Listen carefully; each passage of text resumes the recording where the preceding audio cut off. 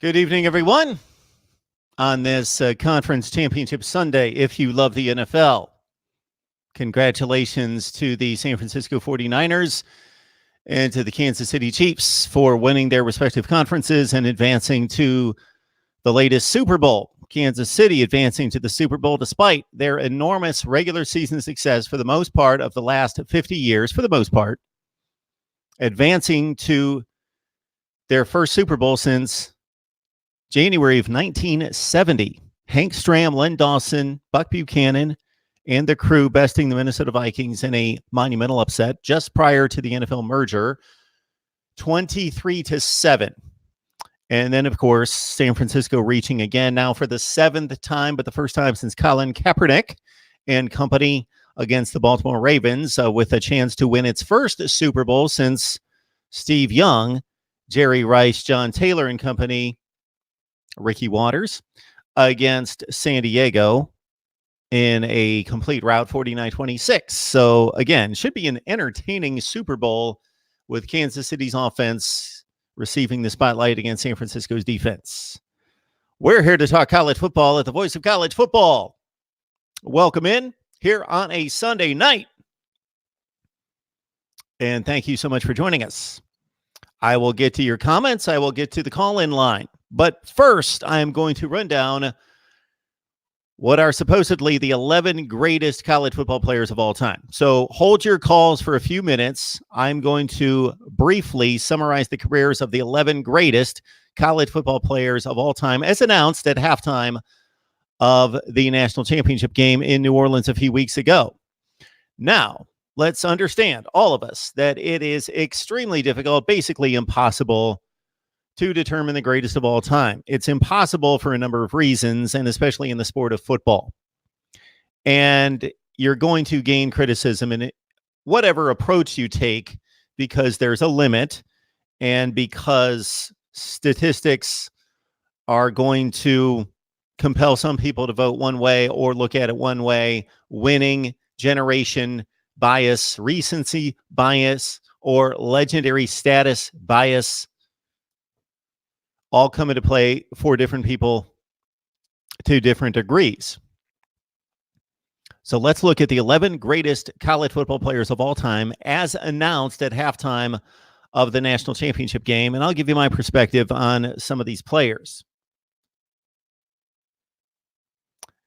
Let's first address the recency bias versus the bias toward the legendary status. We understand that the athlete is getting better by the year, better by the decade in all sports. The athlete is just better. That is to the individual athlete's credit. That's mostly credit to genetics, and it's credit to science, sports science, nutritional programs, workout programs, and the development of the athlete. Let's also understand much of it has to do with the modern age being an easier age in which to live.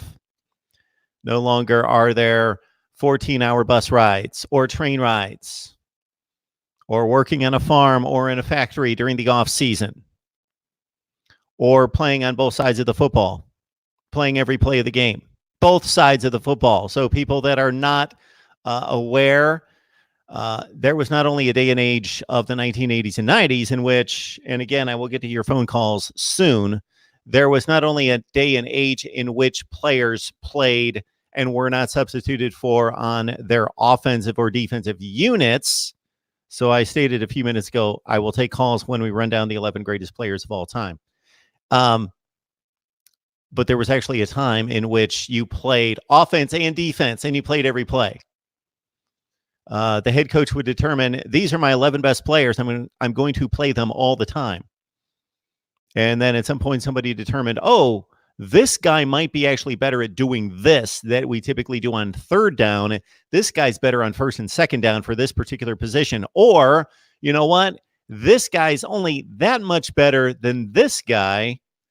But when this guy's fresh and ready to go and has fresh legs and a full head of steam, then he's actually better than the first guy. It took generations for that to be determined. All right, let's run down these players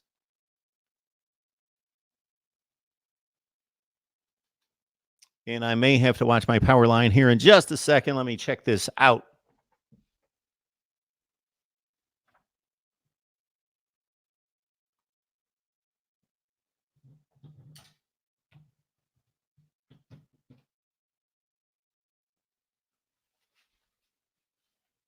All right.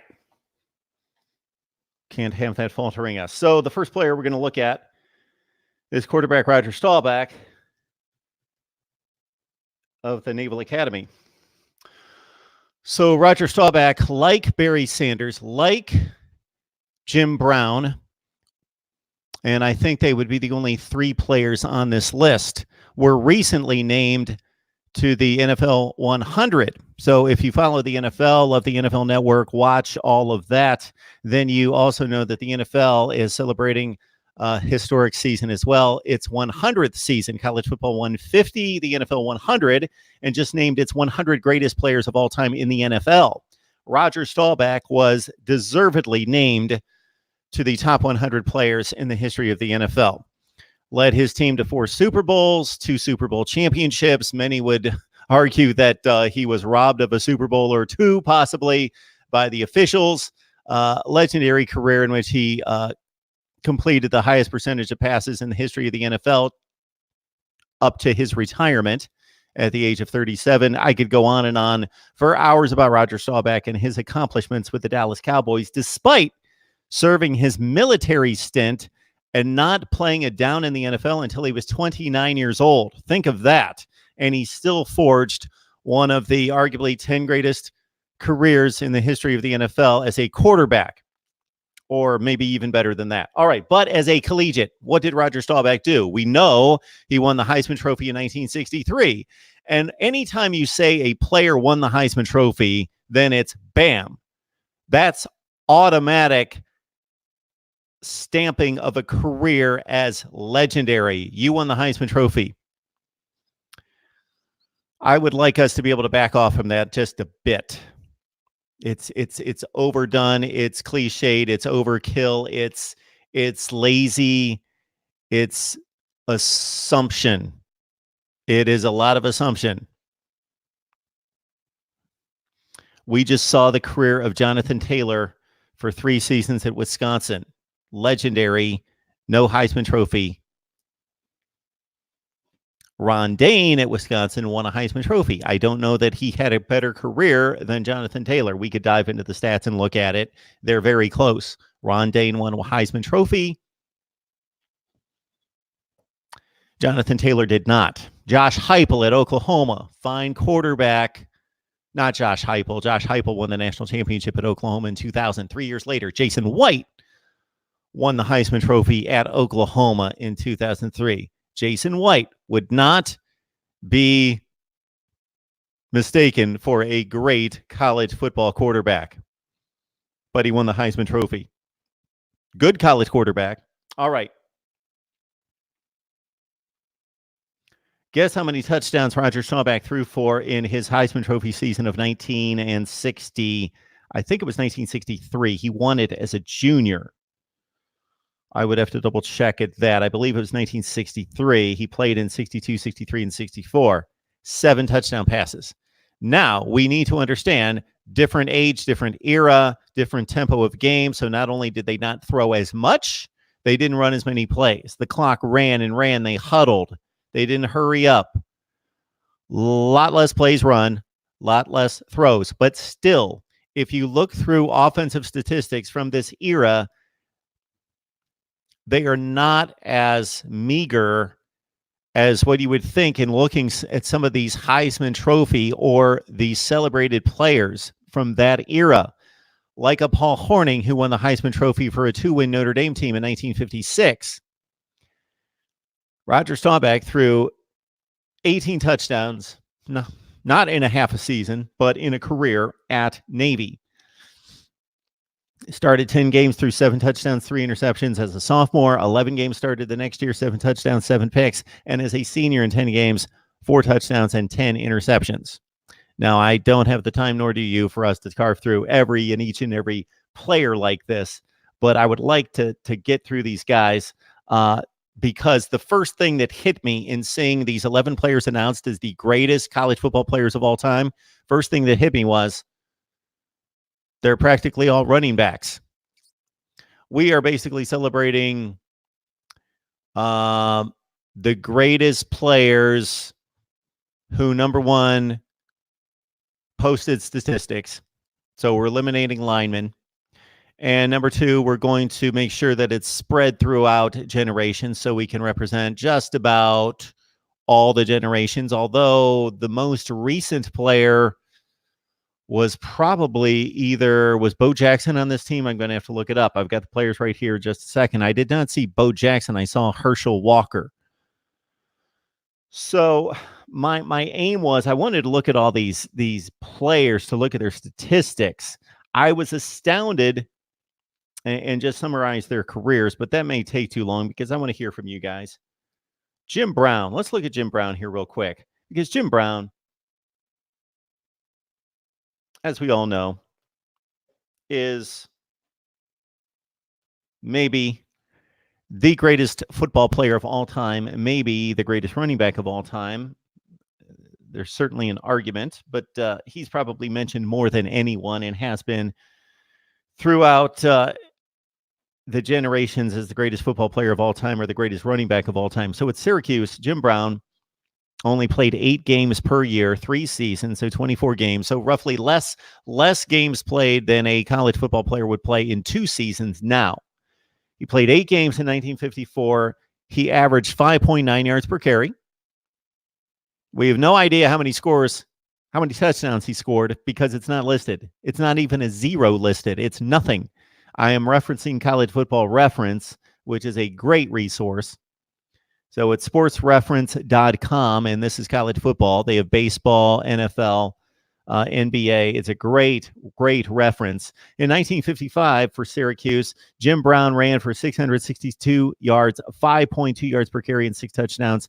And in his what should have been a Heisman Trophy season in 1956, where Paul Hornung won it, Jim Brown ran for just under 1,000 yards, 986 in 8 games. So if he would have played, let's say, 14 games in a college football playoff season or 13 games in a bowl season, he would have rushed for more like 1,700 yards, 6.2 yards per carry, 13 touchdowns. And again, they didn't run as many plays back then, so he didn't have the opportunity. All right. Thanks for your patience. I'll take calls now. I think it's going to take too long to run through all 11 players. So, but the first issue I had with this list is that they're almost all running backs. How can you name the greatest players of all time and have them all be running backs, excluding Roger Staubach, Jim Thorpe, who was a defensive back and played both ways, so he was a running back as well. All right. Mark Rogers TV, the voice of college football. Who's on the line? What's up, Mark? It's JT. Hey, JT, how are you? Good. I was just finishing up an essay I had for my class, and I was just tuning into your live stream. Thank you for going live to help pass the time. No problem, man. What's going on tonight? Nothing. Saw the 49ers smack the Green Bay Packers, which wasn't much of a surprise, and I saw Tennessee Titans Cinderella run in, so yeah, I was pretty disappointed in that. But my 10 greatest college football players, right? Because I know you were just naming off a few. I haven't really been around as long as you, so I can't really give some of the greatest football players of all time. But what I can do is, I don't know if this would be fair, but can I list off some of my greatest college football of all time that I've been able to watch since my time watching college football? Of course. Okay, so I started watching college football in 2009. So that's the era of Tim Tebow. So at number 10, I'll have to say Ndamukong Suh.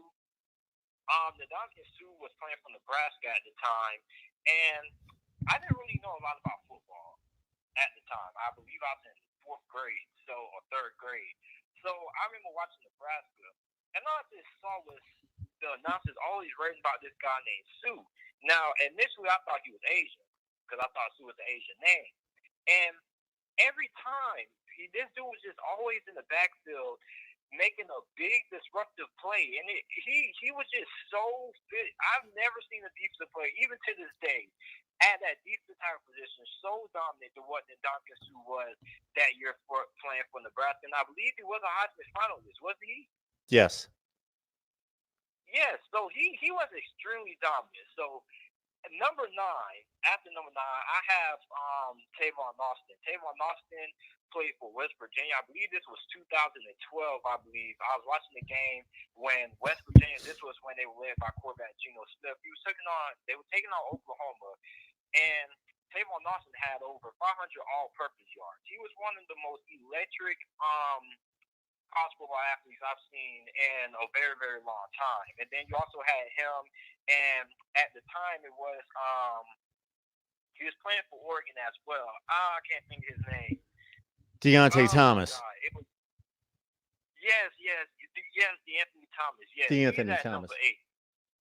Yes, those two guys were going neck and neck, and I mean, it was just so. I mean, that's when we started to see a little bit. I've never seen those were the two perimeter athletes I've seen that were just. They were just some of the fastest guys I've ever seen in all my years watching football at that time. I mean, they had agility, they had speed. I mean, they were always breaking out tackles and things like that. But yeah, so I have Tavon Austin. I'll probably swap spots. I'll put DeAnthony Thomas at number 9, Tavon Austin at number 8, just because I've seen on Tavon Austin. So now at number 7, I have to say Jameis Winston. Jameis Winston, to me, he's the first quarterback I have on this list because Jameis Winston is just what he was able to do. It's like his freshman season wasn't even all that impressed me, and I believe that year he won the Heisman. But the second year, the way that he was able to bring FSU back, despite all his turnovers and things like that, was just so freaking impressive to me. I mean, like I've never seen a quarterback with so much leadership ability to say, you know what, we may be down by 2-3 touchdowns, but at the end of the day, we're still going to be able to bring our team back. We're still going to be able to win this game. And they did that. And I never saw a college athlete be able to do that on a week in and week out basis because, Mark, a big argument for FSU not being into the college football playoffs that year, I believe, it was a small argument. A lot of people believe they should have been in there, but a lot of people kept on saying that FSU, the way they won, wasn't really that convincing and things like that. So a lot of people didn't really want to put them in that way because they always kept on coming back. And some of these teams they had to come back from weren't even that good for it. I believe they had to come back from behind in the Boston College game or something like that. So they put them in. They got smacked by Oregon. But Jameis Winston was still really dominant to me. So at number 6, I don't even think I'm going to be able to name 10. But at number 6, I got to say Marcus Mariota. Marcus Mariota also during that time was very, very impressive. Yeah, he was very memorable to me. So now we get to my top 5. At number 5, I'll probably have to say, this is tough. I don't even think I'm going to get 10, Mark. But at number 5, I'll probably have to say, this is tough. I'm going to just name the rest off. But I have Cam Newton. This is probably like my first. This was 2010. This was like my first real year of actually knowing what was going on the football field, things like that. So Cam Newton got kicked out of Florida, had to go to a JUCO. So he went to Auburn, and all you just see is like this big physical quarterback, this big physical specimen back there playing quarterback for Auburn. And I just saw like a big 260-pounder. He looked like Jamarcus Russell back there, but with way more athleticism, just running through people, and then also his ability to throw the football as well. And then the next quarterback I have Joe Burrow. I never seen a quarterback in all my years literally throw 60 touchdown passes. I always saw the stat sheets like a lot of Hawaii quarterbacks doing for like 60 touchdowns and things like that. But I never witnessed a guy like Joe Burrow and do it in front of my eyes. Then the next quarterback I have Johnny Manziel. Johnny Manziel, the reason why I think he's one of the best all time, even if I'm not even in my generation, is the fact that Johnny Manziel put Texas A&M on the map, Richard, because initially, a lot of people down where I live never really heard of Texas A&M, and he really put Kevin Sumlin on the map for the most part because after Johnny Manziel went declared for the NFL draft, never really heard a lot from Texas A&M again. Kevin Sumlin eventually went on to get fired. So Johnny Manziel, I mean, you literally could argue he really was the person who really put Texas A&M on the map. And he was just he was basically a legend to people down here in Florida, Mark. You probably don't know it. A lot of people down here in Florida, when I was going to school, Mark, all they did was talk about Johnny Manziel. Johnny Manziel, the plays he was making, all the things like that. Like, this dude was absolutely incredible. So, probably number one, I have to put Tim Tebow, because I remember Tim Tebow because I live down in Florida, so it's a lot of Florida Gator fans and things like that. And Tim Tebow was basically an idol of mine. I always liked how he approached the game. I loved watching his inspirational speeches. It was one game, I can't remember the game they lost, but he had like that iconic speech when he said, Ole I will Miss. make sure to be the hardest. Yeah, thank you, Mark. So he promised that he went on this rant. He said I'll be the hardest working player and things like that. And it's just that Tim Tebow was just so polarized on the field because basically like it was really, really hard to stop him. So those are basically my greatest college football players of all time that I've actually been alive to watch since I first started watching college football. I also heard of a couple of others. Charles Woodson wasn't alive to see him play, but I heard he was really, really good because like he was one of I believe he was the first defensive player during his time to win it. And it wasn't just because what he was able to do on the defensive side of the ball, but he was also able to do a little bit of everything, returning kicks and punts and things like that. So those are my greatest college football players of all time. It's more given towards this generation or this past decade since I was allowed to watch that. But yeah, Mark, that's it. You know, JT, it's a good list. I like your list, and obviously it has to be considered against the time frame in which you're speaking. So this is pretty much the greatest players of the last decade for you. And I don't have a big. I don't think that there's anybody there that doesn't belong. I wouldn't necessarily order them exactly the same way, but I think it's a good list. Maybe if you get a chance, you check out my top 10 quarterbacks of the decade. I posted that video a couple weeks ago and see if you agree with that. But a number of those guys in that video.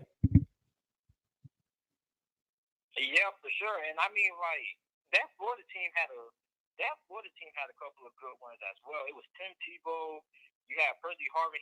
They all had a lot of success to me. They were like, when I go back and watch some of those Staubach games, because I'm a guy who loves watching football. I'm not really much of a basketball guy besides college basketball, but I like watching Staubach games. I always watch a lot of Staubach Florida games. And Florida was stacked, man. I mean, you had Percy Harvin back there. You had a lot of good guys back there as well. But I mean, Johnny Manziel to me, I probably would say Johnny Manziel, in my opinion, was probably the best quarterback of this past decade because I remember for some reason, I couldn't even get all of the SEC games on ESPN for some reason because sometimes they played on like different networks and things like that. So I remember begging my grandparents to buy like the sports package for me with Comcast so I could watch all of Johnny Manziel's games. And to me, I probably would put him over Tim Tebow as the best quarterback of this past decade because it's like watching Johnny Manziel back there was masterful. I wish he would have worked out in the NFL. We probably knew he was going to work out because of the party and things like that. But he was just, it was just wow. And then when that year they went into they beat Alabama. It was just magical. I mean, I remember the most iconic play I had of him was when he broke out of like 4-3 sacks, threw the ball to the middle of the field, and Mike Evans caught it. And wow. I'll never get that play out of my head, Mark. I hear you. I remember. They lost that game, though. They lost that game? You're talking about the Manziel play to Mike Evans. Yeah, they lost that game? Yeah. Everybody thinks that he did that the year that he won against Alabama in Tuscaloosa. That play was the next year. If you're talking about the play if you're talking about the play, they lost that game 49-42. If you're talking about the play where he circled way behind the line of scrimmage back and forth, and then all of a sudden he just chucked it down the middle of the field. Mm-hmm. Yeah. Not to take away from that play, but they didn't win the game. Yeah. Wow. Who was the quarterback of that Alabama? Who was that? Oh, was that 2012? That was A.J. McCarron. Yeah, that Alabama team was. Alabama had a lot of great players on that team too. But I'm gonna let somebody else get on the phone line here. All right, JT. We appreciate the call, man. Mark Rogers TV, the voice of college football. We got the super chat on if you'd like to help us build the channel and keep us going. All right. I got an idea. Let's see what you guys think of this. Maybe we have all of you and everybody else who hears this, and I'll post it on the community page. Vote for, we'll give you as many. Let's see. I got to limit it because it needs to be a fair point system. So let's say if we go 3 players per person. So if you send me your 3 greatest players of all time and rank them 1, 2, 3, I'll give 1 point, 2 points, 3 points. Maybe we do that, and we'll see what our list looks like. And so I was not aware of this, but I see this in the live chat tonight, is that these 11 players that were announced were as part of a fan vote. Now, this makes a whole lot more sense. I had no idea where this came from. I didn't know that it was going to be announced. I've got the game on. I'm not paying much attention to halftime, as I typically don't. And then I see players that I recognize on a stage, and I see, well, I think it was prior to the half that I saw the graphic that there was going to be the 11 greatest college football players of all time announced. And then, of course, that got me intrigued because I'm always interested when people rank and rate players and teams and games. And then once I saw these players, I thought, my goodness, they're all running backs. Is this a sport of running backs? I understand that it has been for most of its history, but still, there's a defense. So we had 1 defensive player, 1 solely defensive player in Dick Butkus, and 1 quarterback, Roger Staubach. And then we had a bunch of running backs, 9 running backs. But if it's a fan vote, you can understand how it would turn out like that. So based on where we stand and how far I've gotten in the live chat right now, this is who else has been added to the list of possibilities or who should be considered in the argument. Ndamukong Suh, Tim Tebow, Tavon Austin. Well, interesting choice. I don't think that anyone would have him come to mind as one of the greatest college football players of all time, but check out his numbers the last 2 seasons at West Virginia. They were ridiculous. DeAnthony Thomas, Earl Campbell, of course, was on that team. He was one of the 11. Jameis Winston, Orlando Pace, Lawrence Taylor, Joe Burrow, Johnny Manziel, Bo Jackson, O.J. Simpson, Tommy Frazier, Dan Marino, Charles Woodson, Reggie Bush, Percy Harvin, Eric Dickerson, Craig James, Herschel Walker, he's on the team. Charles Johnson, Jim Thorpe, he's on the team. Charles White, Larry Fitzgerald, Randy Moss. That's as far as I've gotten in the live chat. So kudos to you. I say this all the time, that we deliver content and we talk to the smartest college football fans online. You. And you proved it right there. I don't see any people that don't belong. I don't see any players that just completely don't belong in being considered whatsoever. So it's a good list you got going so far. There are no jokes on that list. Interesting note about Archie Griffin's, one of his Heisman seasons. Look up his statistics. You'll be shocked to see how many touchdowns Archie Griffin scored one of his Heisman Trophy winning seasons. Here we go. Let's look it up. I know the answer. So why am I looking it up? I don't know. I guess I just want to see it right in front of my eyes. But you will be surprised to know that in Archie Griffin's second season, does anybody want to guess? Let's put this in the live chat. In Archie Griffin's second Heisman winning season in 1975 for an Ohio State team that was number 1 for the entirety of the regular season, for most of the regular season, and going into the Rose Bowl, number 1 in the country, undefeated. They lost the Rose Bowl to UCLA and did not win the national championship. 1975 went to Oklahoma. But Archie Griffin scored how many touchdowns? As a senior and Heisman Trophy winner in 1975, Archie Griffin scored how many touchdowns? Now, understand when I do this, I'm going to have to advance. Well, maybe I won't, because we've got an issue with me posting your comments to the screen, because if I go too far ahead and look for other comments, then I lose the previous comments and I can't post them to the screen. And then people get upset with me because they think I'm ignoring them. So what I'm going to do is I'm going to get some of your responses on this laptop. Let's check this out. Give me some guesses on Archie Griffin's touchdown scored. Okay, we've got Larrick says 3. J Job says 3. Uncle Lou with 4. Could be a good guess. Willie Osborne 30. Cheryl 50 touchdowns. Yes, it's 4. Scored 4 touchdowns. Now, if that was 1945 and 1975, you may think, okay, and Uncle Lou, it's great to see you out there, and everybody else, of course. And I will start to say hi to many of you. Yes, Jacob Quincy hitting on it right there. It's not that nobody scored touchdowns for Ohio State. They had a tremendous team that year. They almost won the national championship, but they gave the ball to Pete Johnson over and over and over. Pete Johnson, I believe, scored 25 touchdowns.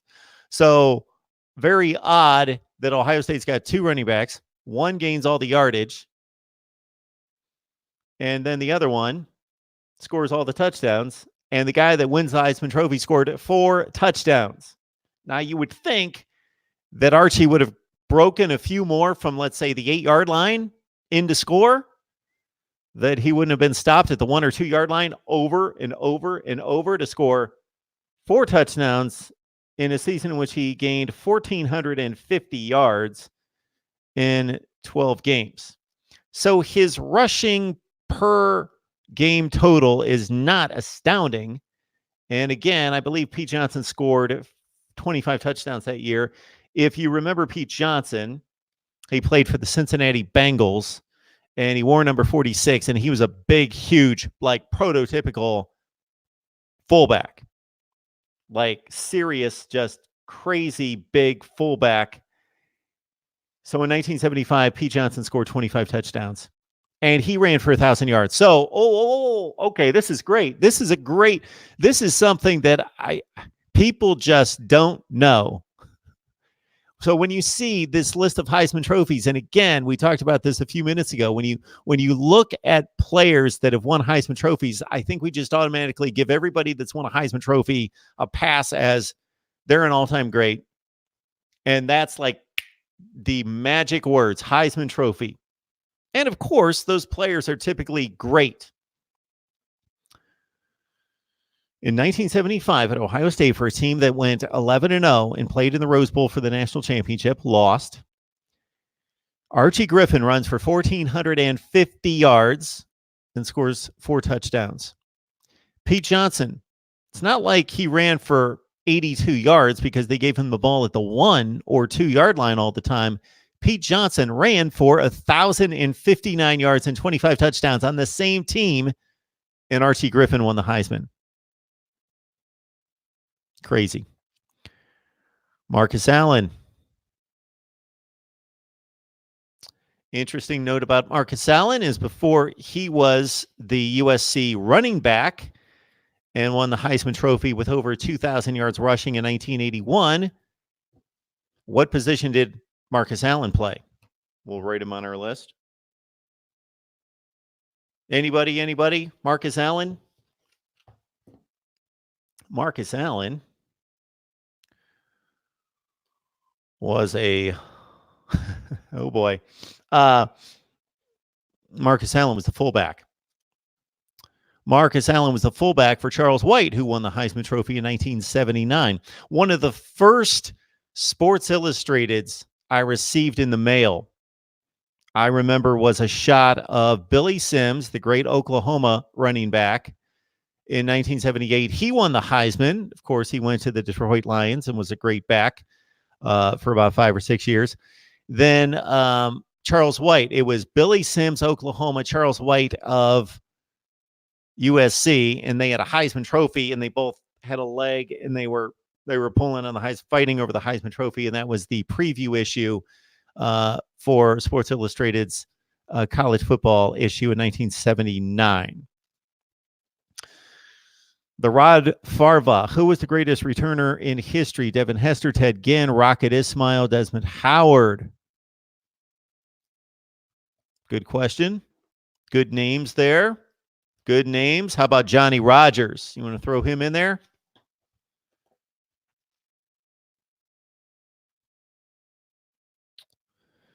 Eight 860-325-3687, 860-325-3687.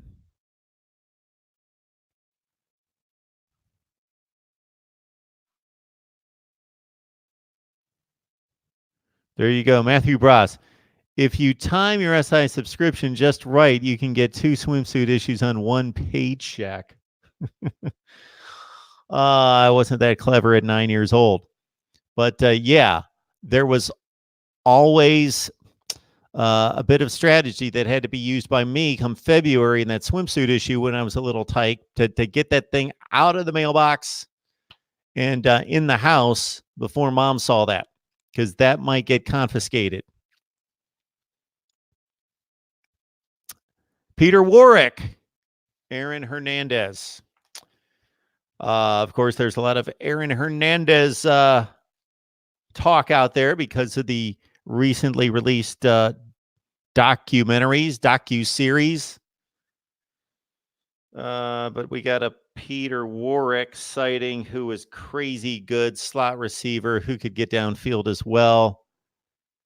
The Fridge, I see listed here. Let's get back to the live chat. I've lost my place.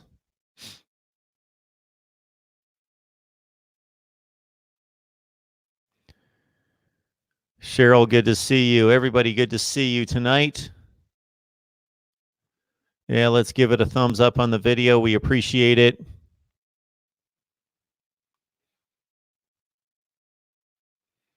Can make a really good case for Herschel being the number 1 player. He didn't play his senior year. Absolutely. Cut a video the other day on Travis Etienne announcing that he would stay at Clemson. It's rather surprising to a certain extent. People that are sleeping on the exploits of Travis Etienne, where he ranks statistically all time. He's the all-time leader in rushing at Clemson. He's the all-time touchdown scorer in the ACC. He is 21st all-time in rushing touchdowns, which doesn't sound that great, but consider if he scores 20 touchdowns this year, he's going to be number 3 all-time in rushing touchdowns. Number 3 all-time in rushing touchdowns. He is only like 134th all-time in rushing in national rankings, number 134. But if he runs for his customary 1,600 yards, he's going to reach the top 8 in rushing all time.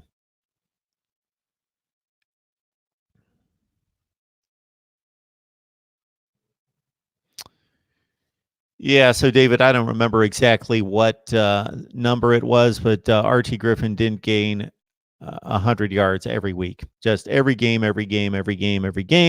and has a string that's, I don't know if it's the all-time record, but Archie Griffin, if you look at his numbers, he didn't run for 250 yards a game. His numbers are not going to compare to Barry Sanders, Herschel Walker, Bo Jackson on a per-game basis. He just consistently ran for 110, 132, 119, on and on and on and on.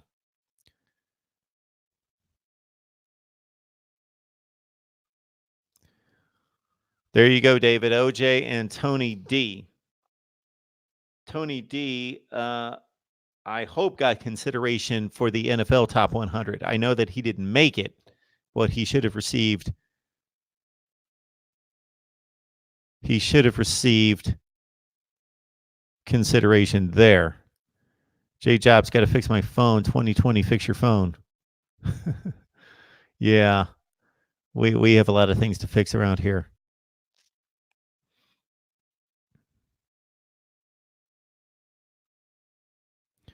Vince Young, Barry Sanders. Barry Sanders, of course, on the list of the 11. Vince Young, Exceptional.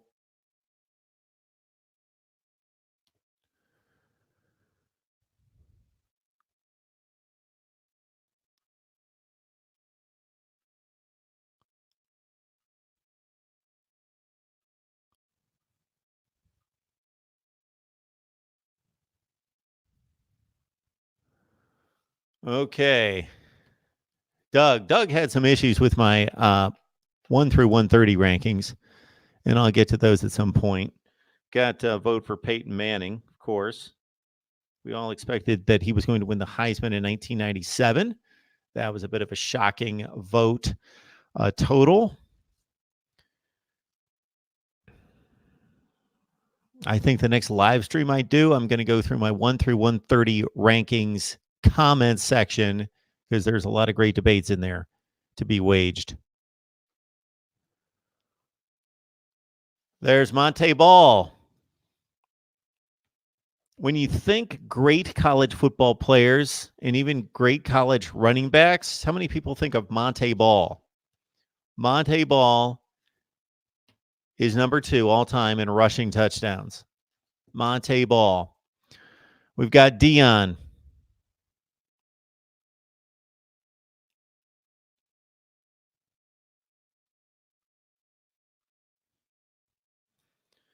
Got Etienne. We've got Dion.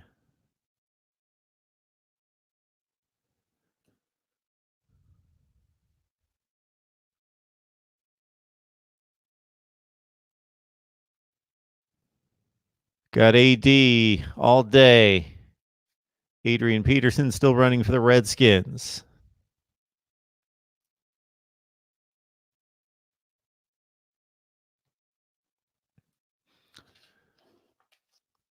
So yeah, my guy Doug in the chat loves to stick up for the group of 5, and Doug, I appreciate it. And I responded to your comment to my 1 through 130 rankings, but generally just keep in mind, and I'm going to run this down, that if you look at the Power 5 results against the group of 5, it's just there's a bigger gap maybe than we all think.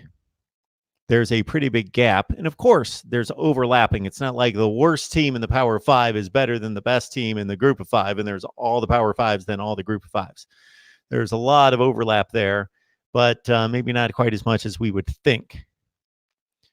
There's a lot of marginal and lower level Power 5 teams this year that decidedly beat group of 5 teams, good group of 5 teams. And then there are a lot of results like the Ole Miss-Memphis game where you're taking what pretty much proved to be the best group of 5 team this year in Memphis.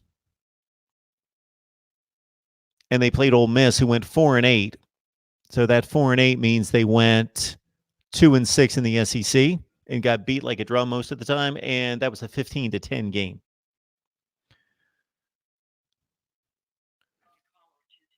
Mark Rogers TV, the voice of college football. Who do we have on the line? Yeah, good morning. Oh, Uncle Lou, what's going on, man? Yeah, it's Uncle Lou here. Nothing. I'm just listening to my buddy Mark Rogers here. Top college football players of all time. I'm a little biased. I think it's Herschel Walker, number 1.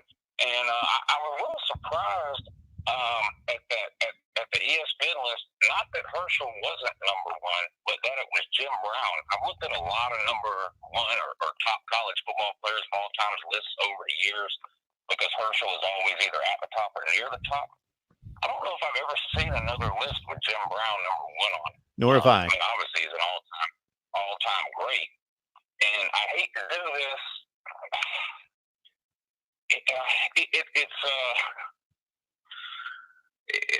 That just screams politics to me, and I hate to go that route because I don't like people who I hate ESPN. They're too political. I don't like that in general. This one's hard to defend, though. Well, the first thing I don't understand about the list, and I think somebody mentioned it in the live chat, is that I believe the list was voted on. Was this not a fan vote? I didn't know that it was, but somebody said that in the chat. Oh, I'm unaware of that. I thought the talking heads at ESPN just made it up. Maybe they did. That's what I'm trying to find out. I've got an article pulled up, and that's what I was trying to determine is how this list was determined. Because if you're going to select the 11 greatest players in any sport, and especially football, because the positions are so different, and you're going to select 9 running backs, then there's a problem. Yeah, it's hilarious too. A lot of the people who were naming, just people in general, they say, they get mad about the Heisman Trophy. They they'll make it an offensive award. They won't even consider those defensive guys. Then those same people put out their top 10 list of all-time players, and it's all offensive players. Yeah, because they typically can't judge defensive players. Have a tough time doing that. Yeah, it's a lot harder to. A lot of this stuff comes down to stats. I seriously doubt anybody watching you right now we can see Jim Brown play. Or Archie Griffin for that matter. So you're looking at stats, and not a lot of people spend a lot of time looking up how many sacks Reggie White had in college, or what's his name at Alabama. Might be the best defensive college football player of all time. What was his name? Yeah, Derek Thomas. Yeah, what he did at I ain't an Alabama fan. Jesus, that guy was unstoppable. Yeah, so when you bring up Jim Brown, again, if we're talking the NFL, and I think the other thing that gets into people's heads is how well these guys did in the NFL. And then that skews their thinking about their college career. So a guy like Tebow obviously didn't succeed in the NFL, so it taints his college career. It shouldn't if we're just talking college football. Yeah, but but then they put Herschel too. So, and he had no NFL career to speak of. Wait, he did, but he had a very odd NFL career, is what he had. Yeah. At least he had a 1,000-yard season. Bo Jackson can't say that. What a bum that Bo Jackson was. Is that a little South oldest rivalry come bleeding out there? Is that bleeding through, Lou? That is sad. 0,000-yard seasons, and people want us to believe, okay, fine, he's the second best athlete of all time. You know who the first best athlete of all time is? Caitlyn Jenner. So, congratulations, Bo Jackson. That's quite the comparison there. I'm sure Bo can be proud of that. Yeah. Caitlyn Jenner, number 1. Bo Jackson, number 2. Man, how come Bo Jackson wasn't there? Maybe because of his. I'm not going to. Never mind. I'm not going to go there. Anyway, he's busy right now in the basement. He lives in some cabin in the woods. Bo Jackson. Yeah, sharpens down there and whittles. Yeah, sits down there and whittles arrows. Sharpens his arrows. Yeah. Arrows all day long. Yeah. Yeah. Real people person. I just had a flashback to the first time I ever watched the Kardashians and saw Bruce Jenner on there. If you go back to season 1, Bruce Jenner was on season 1. Yeah, he was on there. At some point, he went away, and Caitlyn Jenner showed up at some point. But yeah, greatest athlete of all time, Caitlyn Jenner. Number 2, Bo Jackson. 0,000-yard seasons in the NFL. But hey, he ran up a wall one time in baseball. Have a good morning, Mark. Thanks, Lou. We appreciate it, man. Uncle Lou, good to hear from him. Most of you know who Uncle Lou is. If you don't, just type in Uncle Lou on YouTube, and you will find his show and some college football talk over there as well. Some fine college football talk from Uncle Lou, and we appreciate him calling in because nobody else is calling me in. So I got 3 calls right out of the gate when I said, can you just give me a break here and just give me a second to run down some of these top 11 players? And now nobody wants to call. I will help you out by putting, of course, the number on the screen, 860-325-3687. So, yeah, if you look at the stats of Jim Brown, he played 8 games 3 times in his career. So 8-game seasons apparently for Jim Brown. I thought they played more than that. I know that they played more than that, but I don't know that Syracuse, for some reason, those 3 seasons only played 8 games. Everybody else was playing at least 9. This is in the late 50s. So maybe he got hurt and only played the 8 games. But, yeah, the stats are not overwhelming for Jim Brown. Jim Brown is arguably the greatest pro football player of all time. He is not the greatest college football player of all time. He is not the greatest college football player of all. He has an outstanding career there. He gleaned close to 1,000 yards his final season at Syracuse and scored 13 touchdowns. And I know the touchdown statistics, the rushing stats were not as prolific as they were later, but still there were guys scoring touchdowns. If you look at the scores in the 50s and 60s, meaning the 1950s and 60s, it wasn't like every game was 7-3. They were scoring some points. People were scoring points. There was yardage to be had. Jim Brown did not have a just overwhelmingly dominant college career. He had I'll give it a great career, great college career, but not mind-blowing. Wow, this is incredible. Yeah, I was brought back to the first time I remember stumbling across the classic. What do they call that Kardashian show? Keeping Up with the Kardashians. And I see these whiny women just treating Bruce Jenner, at the time an American hero, treating Bruce Jenner like a doormat. And I'm thinking, do they know what this guy's do they have any idea who this guy is? This guy, I was 7, 8 years old and I saw him winning the decathlon, and he's on the cover of Wheaties, and he's just an American hero at the time. And I'm just like, these whiny women are complaining and treating him like a doormat, and he's allowing it. And maybe we get a little clue into what would transpire later. All right, 860-325-3687. Again, this is something that's been on the back burner for me for quite some time. Well, ever since the national championship game, and I saw these 11 players and 9 running backs announced as the greatest players of all time, I thought, this is crazy. But if it was a fan vote, it's understandable. And if I had somebody to tabulate it, I would have us run a little popularity contest and have you list off your greatest players of all time. We'd tally up the votes and give it a look.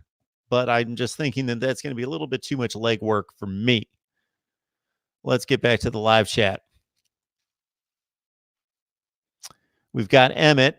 Great career at Florida, of course. Emmett Smith, just prior to the Steve Spurrier era there at Florida. Doug, man, touting the power, or the group of 5. Appalachian State 2-0 versus the Power 5. Yeah, they beat North Carolina and South Carolina. Appalachian State, but Appalachian State's an exception. Great job by them. App State finished in my top 25, very securely within the top 25. I believe at number 18.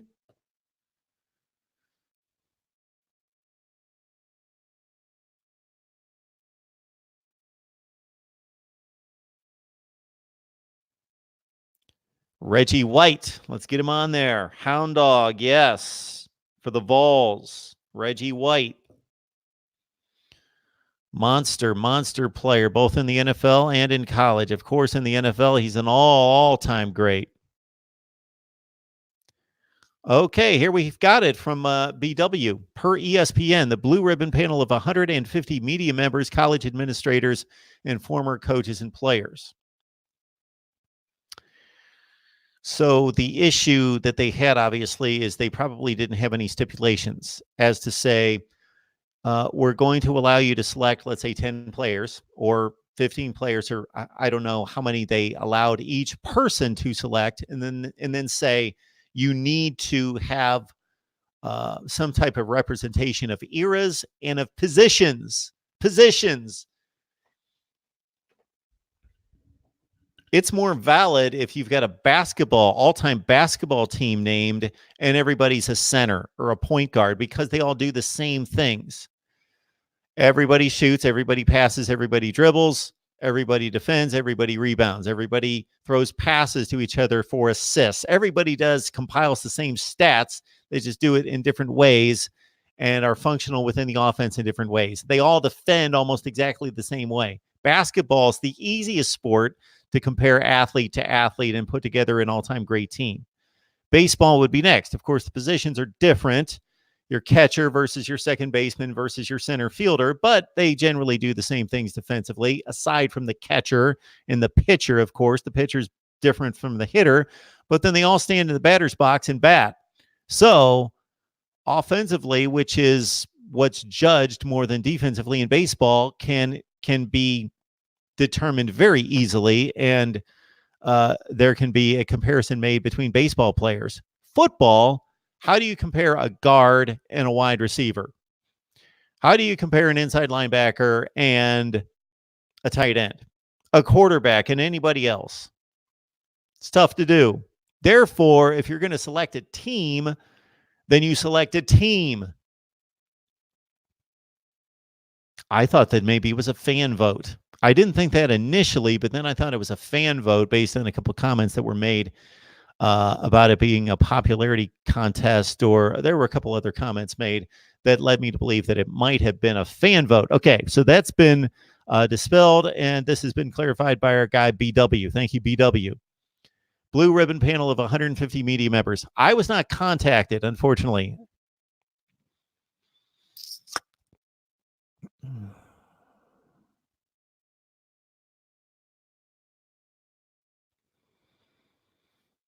Here's a good fact. In the regular season, the Sun Belt had the same number of wins against the Power Five as the ACC. Overall, including bowl season, the Sun Belt was 4-9, the ACC 6-19. That is a good stat. So for one thing, I said it all season, the ACC was awful. The ACC was awful, and that number right there, I touted that stat a number of times in which the ACC, at 6-19, consider this.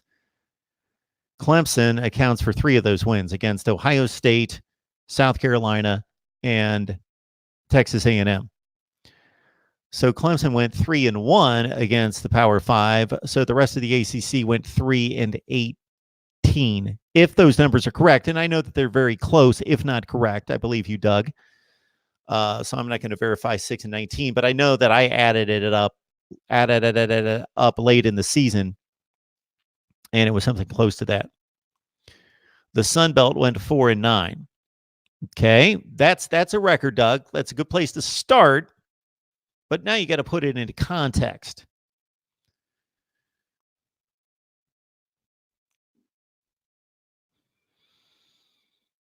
If Clemson's 2 wins in the regular season would not have been against Texas A&M in South Carolina, and they would have been against Ohio State and Oregon, then that would have been more impressive. You know, you got to put the wins and the losses into context. So we would have to go through the Sun Belt schedule and see the 4 wins and the 9 losses. But that's a good start for comparison. The ACC is awful. That's all there is to it. And I've got ACC fans and Clemson fans all over me for just speaking the truth, and I have been all season about the ACC. Clemson is a tremendous team. It's probably the best program in college football right now. It's arguably one of the top 3 to 4. It's in that range. It's not arguable that they're in the top 3 to 4. They might be number 1. Program, not talking about this team. LSU was better, but the best program in the country, possibly at Clemson. But after that, again, that's the difference between the ACC and every other conference in the country, and specifically the Big Ten and the SEC. There is no Wisconsin. There's not a Michigan. There's not a Minnesota. There's not a Penn State. There's not a Alabama. There's not an Auburn, a Florida, a Georgia. There's not the second tier behind the LSU, behind the Ohio State, behind the Clemson. There's a cliff in the ACC. So the ACC is awful. And it's going to be interesting to see if the conference can get better next season. And the 2 culprits are Miami and Florida State, first and foremost. There's some hope at North Carolina. There's some hope at Louisville. Let's pinpoint those 2 programs in particular, even beyond, I think, Virginia. I like what Brockto Mendenhall is doing. I think they've got a fine program, but in terms of potential, I think North Carolina and Louisville should surpass Virginia. Paul Warfield at The Ohio State.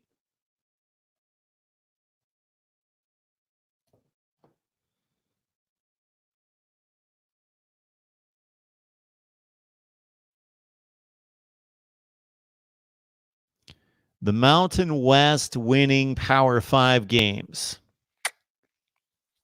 Yeah, I don't want to run that down. I'm going to lose the few people that are watching right now.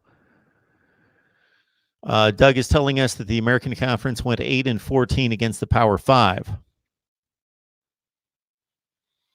Again, we'd have to put that into context. I know Cincinnati lost to Ohio State. Memphis beat Ole Miss. Memphis lost to Penn State.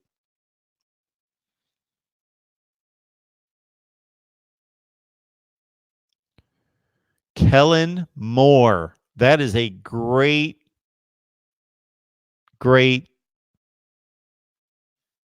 name dropped by Jacob Quincy there. So Kellen Moore made my top 10 list of quarterbacks in the decade.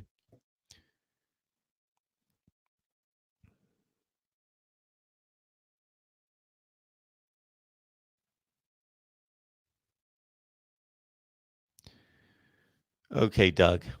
I love the comments. I love the participation, but Florida Atlantic in the top 25. They should have been in the top 25.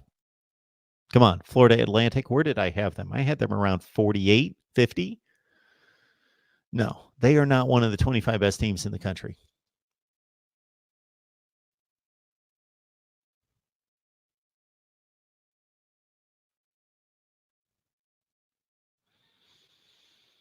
So, Matthew, I don't know that what you're claiming right there about starters being pulled after their teams were up 17 to 20 points. And I don't know if you're going back 20 years, 50 years, 70 years. So that needs to be determined, that your statement talking about back then when, and also that the starters play the whole game now. Well, these guys get shuffled in so much back and forth. There are just more specialty players now than there used to be. You had 11 starters, they played. Donnell Pumphrey gets some love from BW.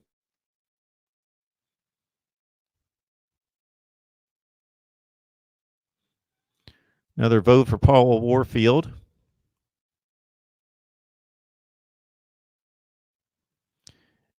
Freeman, 860-325-3687.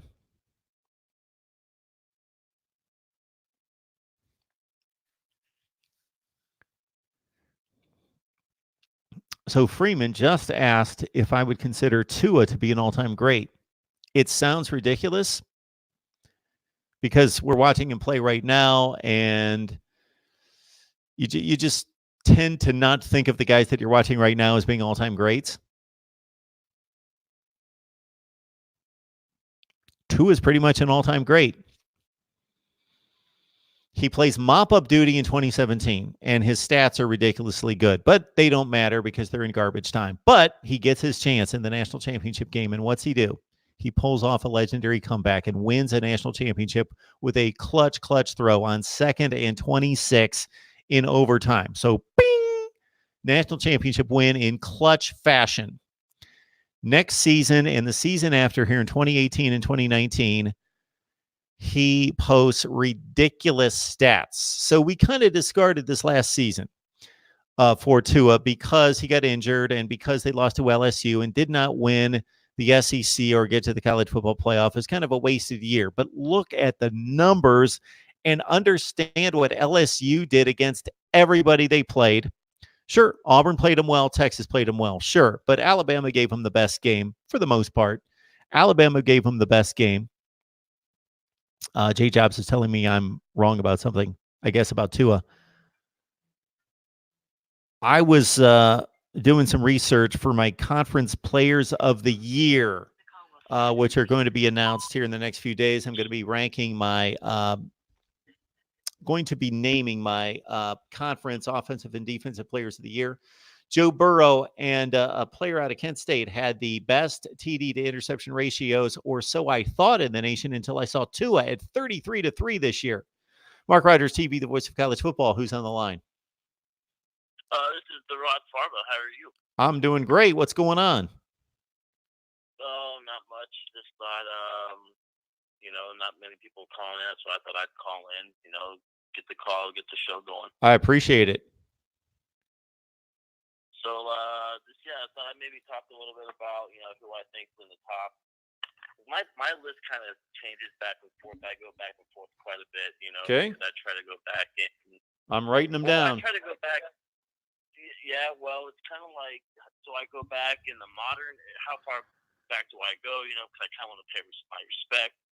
But I'm going to go more back to like when I kind of started watching college football around 1991. I was born in '82. I started really truly following college football around '91. So the best player I ever saw on the field was Reggie Bush. Sure. There was just nothing the guy really couldn't do on the field. Just so exciting, like he was one of those few guys. I'm an Ohio State fan, but like he was one of those guys that you went out of your way to watch him. There weren't many players that made you do that. You know what I mean? Like Vince Young was another one. Like I actually, unfortunately, I witnessed him beat Ohio State in Columbus in '05. But there were so many good players. I think the most dominant player I ever saw was Orlando Pace. The guy just dominated, with the pancaking and never gave up a sack in his career, at least not in his senior or his junior year anyway. After that, it's just so tough. There's Randy Moss, Charles Woodson, who else got in? Dominican Soon, Warren Sapp, Adrian Peterson, Peter Wark was another good one. But really, those are really my top two. Really that I ever saw was Reggie Bush and Orlando Pace. You know what I mean? So just kind of see what your thoughts were. Orlando Pace, it's interesting because of offensive line play. It's so difficult to know how good these guys are. So we've got to go, unless you're a scout or a coach, it's extremely difficult. But it was just, there was just no. Heisman finalist too. Yes, he was a Heisman Trophy finalist. And my point about him was that he was just so dominant that he's an offensive lineman, one of the very few that jumped off the screen that we used to see highlight packages on his pancake blocks. He was so devastating that he actually gained attention for offensive linemen. He was that good. Yes, dominant player. And then he goes to the NFL and he doesn't disappoint as the number one player taken in the NFL draft, that he turns into a Pro Football Hall of Famer. Hands down, no question, first ballot. Orlando Pace, just a tremendous player. And who was the other one you threw out? Reggie Bush. Oh, Reggie Bush. Reggie Bush. My goodness. Yeah, he just his cutting ability, his ability to just see space in the open field and make the right move, and just his ability to burst in the open field. He's just a fun guy to watch, and just obviously a game changer, game wrecker type. Reggie Bush is an all-time great. Absolutely, he is. So I threw another question on there for you. I'm not sure if you saw it, but whenever I visit Lincoln, there's two things they like to bring up. How they're bitter about the whole splitting the championship with Michigan in '97. Mm-hmm. They seem to also still be a little upset over Eddie George getting the Heisman Trophy over Tommy Frazier in '95. Just curious, where do you think Tommy Frazier's place in history would be? If he had won the Heisman, considering, he was the quarterback on that great '95 Nebraska team. Two great questions. So Nebraska, near the end of that 1997 season, was more dominant than Michigan, and people remember the bowl game. Yeah. People remember that Nebraska went and just waxed Peyton Manning in Tennessee and I get this confused because they played in '97. Then they played Tennessee 2 years later in a bowl game in '99. So one of them was the Orange Bowl and one was the Fiesta Bowl. I forget which was which. But Fiesta Bowl is when Manning lost. Okay, Fiesta Bowl. Then they played them in the Orange Bowl 2 years later. So they beat them like, I think the score was like 41-21 or something like that. They beat Peyton Manning by 3 touchdowns. So they had a more dominant showing against a team that, let's see, in 1997 won the SEC. Yes, Tennessee still lost to Florida that year, but they won the SEC over Auburn. So they beat the team that won the SEC. That was a top 5 team in convincing fashion, while Michigan had to hang on to win the Rose Bowl against Washington State. And Washington State was probably undervalued because they're not a name brand program, but they did have arguably the best quarterback in the nation in Ryan Leaf, and they deservedly made it to the Rose Bowl. But Michigan hung on 21-16 in that game. And then, of course, Michigan had a less dominant win where they had to hang on against Ohio State and needed the heroics of Charles Woodson. So Michigan finished barely getting by two really good teams, while Nebraska was more dominant to close out the season. And that gained much attention, that people thought Nebraska was better. But let's also remember, that was the season in which Nebraska needed that kick. The ball kicked up in the air in the end zone against Missouri to win the game. Otherwise, there are plays in college football history in which you can point to them and say, well, if that didn't work out, well, we don't know what would have happened. But then there are other plays that ended games one way or the other that we know, hey, the officials screwed that up. And had they not, then they would have won, not them, like the 5th down play between Colorado and Missouri. Well, this is another one like that. That was a 4th down play in the end zone. The ball gets kicked in the air, and it was a fair play, but it was a pretty lucky play. Otherwise, Nebraska loses a game, and they don't share a national championship. Yeah. I mean, those were both excellent teams. Yes. Especially when you go back and look at the rosters of both, Michigan and Nebraska. I remember watching that immaculate reception, I guess what they called it. I was 15, and just watching with a friend of mine, just really hoping Nebraska would win. As an Ohio State fan, I didn't want Michigan to have that top spot, but yeah, and that also the Tommy Frazier on that '95 team. They were just killing people. That triple option. Seemed like they were scoring 45 to 65 points a week. And, I'm not going to lie, even I was kind of shocked, especially considering, Ohio State coming off that loss in Ann Arbor, when Biaka Watuka went crazy, for, 300 and some yards, whatever it was. So I thought, no shot, Eddie George had, a chance at, because Ohio State had lost, the bids to Rose Bowl, Northwestern got it. So, and then, Tommy Frazier still not getting it, was kind of a shock. But I think that kind of, I don't want to say robbed him, but it kind of took away from what it could have been, his place in college football history. Because, before that 01 Miami team, I think a lot of people would consider that '95 Nebraska team the greatest team of all time. Considering how dominant they were, and just like no one was even in comparison. And just how dominant they were against Florida in that bowl game. With that run and shoot Steve Spurrier offense. So. But yeah, Mark, so I appreciate you taking my call. I love the show. I try to tune in as much as I can. And but yeah, there's so many good players. I don't think it's really possible to make the list because there's just too many good players. I think really the most fair thing to do is make like a top 5 or 10 list for each position. And and you kind of gotta make your guidelines. Like how far do you go back? What do you consider the modern era? In my opinion. If it happened in college football before 1970, it doesn't really matter, because that's almost 50 years now. So, the changes in the game, I think you just got to really think more of the modern style, So, but yeah, Mark, thanks for the call, or thanks for taking my call, and talk to you soon. Hey, I appreciate it. You have a good night.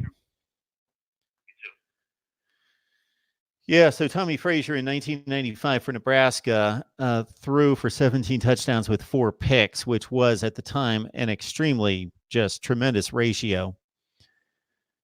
He only threw the ball 163 times in 11 games. So these are his 11 game stats. Nebraska that season, of course, went, I'm almost positive they went 11-0. Then they won the bowl game against Florida, 62-24. To finish 12-0. So maybe Frazier missed one game, possibly. I'd have to look at the game log, but he completed 56% of his passes, which at the time was really good. Wasn't great, remarkable, spectacular, but it was good. It was better than 56% is now, when guys are completing 65 to 70% of their passes, or if they're named Joe Burrow, 77% of their passes. But Frazier at 56% threw for 1,300 yards, so he was averaging about 110 to 20 yards passing per game. 17 touchdowns, 4 picks. Tommy Frazier ran for 14 touchdowns that year, 600 yards, 6.2. And of course, we've got to discount what these guys did in the bowl game because the Heisman Trophy vote came out after the regular season. So Frazier had the amazing game against Florida. And let's look at it because I remember it as amazing. Let's see if it was truly amazing. Amon Green was his running back against the Gators. And of course, the defense. Of course, the way things work out in football, we don't give enough credit to defense. And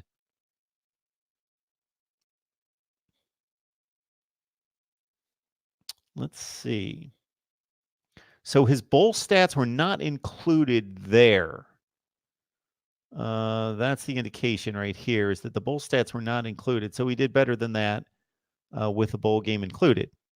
Eddie George, I'm not going to look it up, but he ran for just under 2,000 yards in 1995 and probably ran for about 22 touchdowns. I think 1927 was the number, if I remember correctly, for Eddie George in 1995. He did run for 100 yards against Michigan, even though Biaka Patuka was the man in that game, costing Ohio State a shot at the national championship. It's a toss-up. It's a toss-up. Let's see what the vote was in 1995 for the Heisman. Do I have it here? Let's see. Oh, shoot. I don't have the...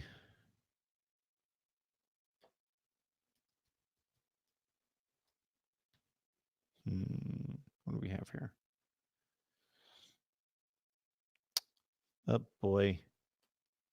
This laptop's giving me issues. Heisman Trophy. I bet it was a close vote. I got to think it was a close vote. Here we go. Voting in 1995. So I was right on the number for Eddie George's yardage in 1995 at 1927. He ran for 5.9 yards per carry and 24 touchdowns. Frazier, I went through his stats, 17 TDs, 4 picks, 14 rushing touchdowns, accounted for 31 touchdowns. Threw for about 110 yards per game, ran for about 50 per game. So Eddie George statistically is the better player in 1995. Not by much, but Frazier, of course, was a quarterback. So the voting was close. Eddie George gained 268 first place votes to Frazier's 268 to 218. And then Danny Werfel actually was a close third at 185. And this is, again, before the national championship game with Frazier against Werfel. And Werfel threw for 35 touchdowns and 10 picks. Now, you talk about some big numbers in 1995, 35 TDs passing and 10 picks. Darnell Autry, remember him from Northwestern? He was 4th in the Heisman voting that year. Troy Davis, Iowa State, ran for 2,000 yards. He was 5th with 2,000 yards rushing and 15 touchdowns. Of course, didn't face the competition that Eddie George did, played for Iowa State. Peyton finished 6th, 22 TDs, 4 picks for Peyton that year. Keyshawn Johnson was 7th, caught 102 passes. So the passing game had become pretty prolific at that point for some teams. Biaka Patuka was 8th in the Heisman voting in 1995. Of course, had the 313 posted against Ohio State, ran for 17-24 and 12 touchdowns. I believe, again, this is without the bowl stats, I think. Okay. Why are we including bowl stats for some players and not others? That's kind of stupid, but that's what it is. Bobby Hoying for Ohio State threw 29 touchdowns in 1995. Warwick Dunn averaged 7.5 yards per carry, ran for 12.42 and 13 touchdowns. Great names there in 1995.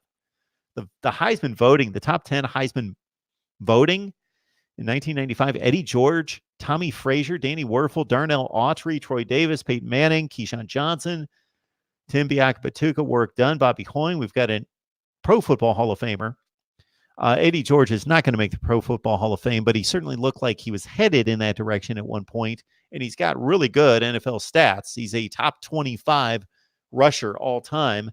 And, of course, Keyshawn Johnson is not going to make the Pro Football Hall of Fame, but he's going to there's going to be some conversation. He's got big NFL stats as well. Warwick Dunn had a really good NFL career. Danny Werfel, not so much. Bobby Hoying, not so much, even though Bobby Hoying played in an AFC championship game for the Oakland Raiders against the Baltimore Ravens. Poor Bobby Hoying going up against that Ravens defense in 2000. All right, folks, what do you say? We've only got 31 on the line, so we're dying a slow death. So thank you so much for joining us here at Mark Rogers TV, the voice of college football. I would love to stay on the line if we got more phone calls, and I didn't have all this to work on. So I've got a little time off later in the week, but we are going to post so many videos, it's going to make your head spin because I'm going to be sending you my conference players of the year. I'm working on my conference rankings. I am working on all sorts of good stuff. So keep it locked in. Tomorrow, we will have the Wholesome One talking Miami football. I have yet to decide whether that's going to be a live stream. I'm going to have to check in with the Wholesome One, see if he wants to do that as a live stream. But I've determined and asked the Wholesome One to come on here once a week and do a Q&A on Miami football. So leave your Miami football questions, and he will answer them. That's going to be hopefully every Tuesday. And everybody I've got on the line, listen up. Thank you, Jay Jobs. Everybody on the line, listen up. So right now, every Tuesday night at 7 o'clock Eastern time, we do Florida State Seminoles live. And that's going to continue on Tuesday nights at 7 o'clock. We will see you on Tuesday night at 7 o'clock.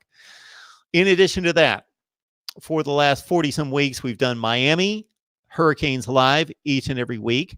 Ohio State Buckeyes live. So we've got 3 team-specific dedicated live streams each and every week. We've got a time slot for Florida State. Unfortunately, our time slots for Miami and Ohio State that occurred on a Wednesday night have been ripped away from us due to some other obligations, work. Therefore, those... Yes, Jay Jobs, it's a bit confusing to me as well, the Wholesome One. But anyway, we have to find a home each and every week for Ohio State and for Miami live. I appreciate you guys being flexible and following the notifications, and that's why it's extremely important that you subscribe. Therefore, you get the notifications here at Mark Rogers TV, the voice of college football. But as long as you're subscribed, you get the notifications, and you can keep up with the weekly schedule, the weekly live stream schedule. So I want everyone to listen up. I only have 33 on the line, but still, couple things to consider. Number one, I would like to add a 4th team-specific live stream, but it needs to make sense for a couple different reasons. Hey, Doug, I would do an Appalachian State show if people would watch and contribute.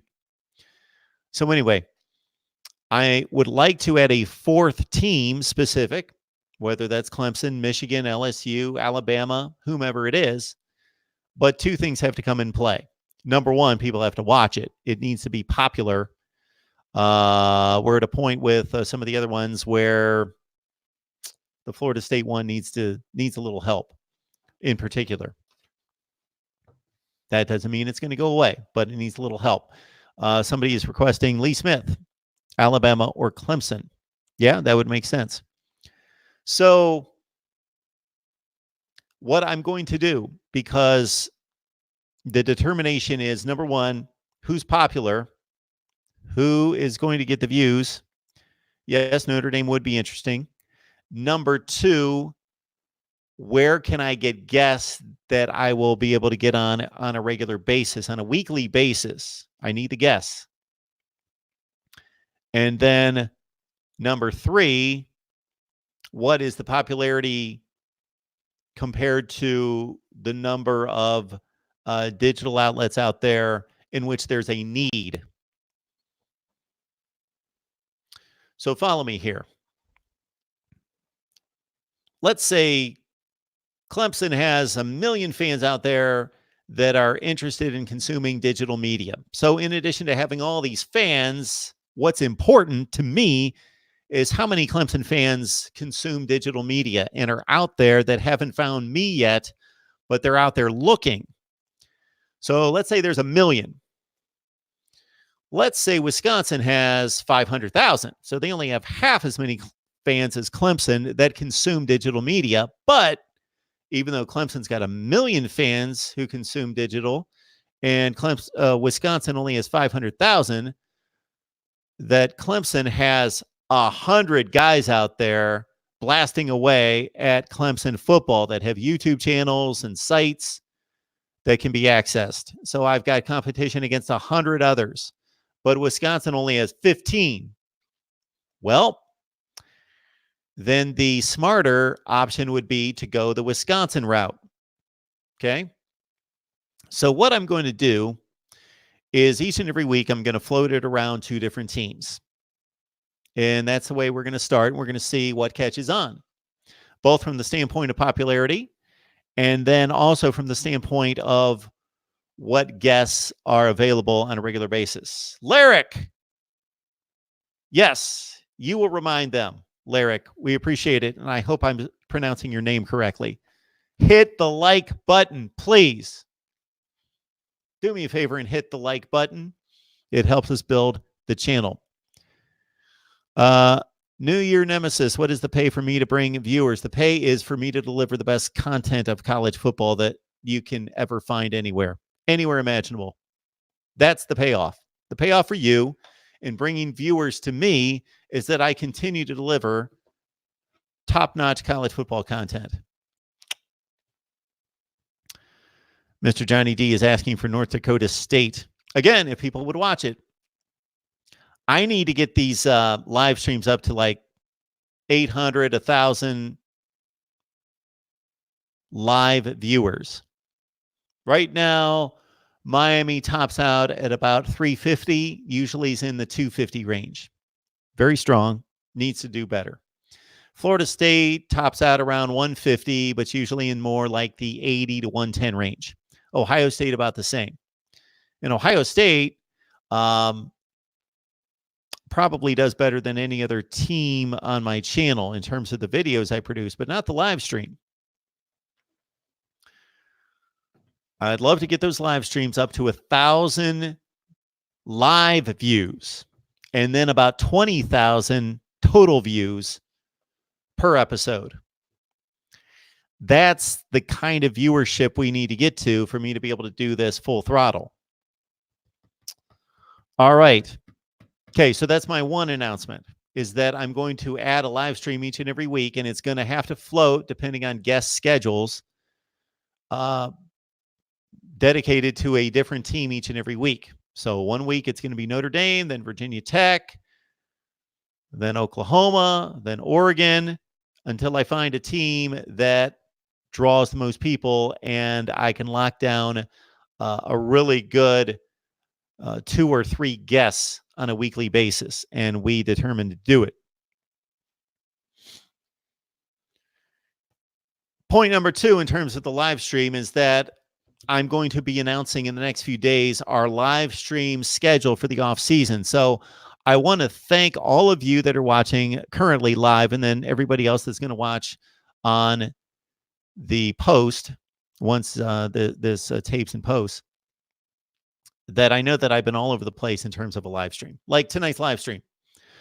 I'm watching the NFC Championship game and I decide, I've been wanting to get everybody's feedback on the greatest college football players of all time ever since I saw the 11 displayed at the national championship game at halftime, that I've been wanting to get your feedback. And so I just kicked up the live stream, and within 20 minutes, we had 30 people on here, and it never did well, but that's good. That's good. Yes, I need a live stream schedule, J-Jobs, and I'm going to deliver a live stream schedule. For those of you that were with me last college football season in 2018, you know that we had a set schedule. We had a set schedule every week. It was the same, and that worked very well. And I am determined to do that again. Now, because of my work schedule and because of my personal life, there's going to be some changes. It's not going to be perfect every week. I'm only one guy, but I'm going to have a set schedule every week, and that's going to be announced very soon. All right, everyone. I'm ready to deliver Oregon football talk tomorrow in Miami. More Nebraska videos are headed your way as well, right here at Mark Rogers TV, the voice of college football, and look out for the conference offensive and defensive players of the year. Please, in the meantime, go through the videos, like the videos, check them out, and we will see you soon right here at Mark Rogers TV, the voice of college football.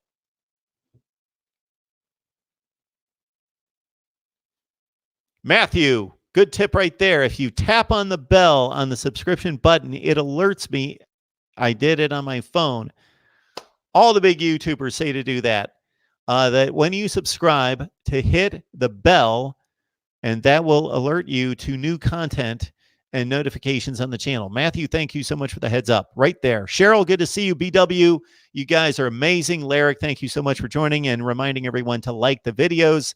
Doug as well, love the contribution. Everybody else, you've been amazing. We appreciate the support. We will see you very soon.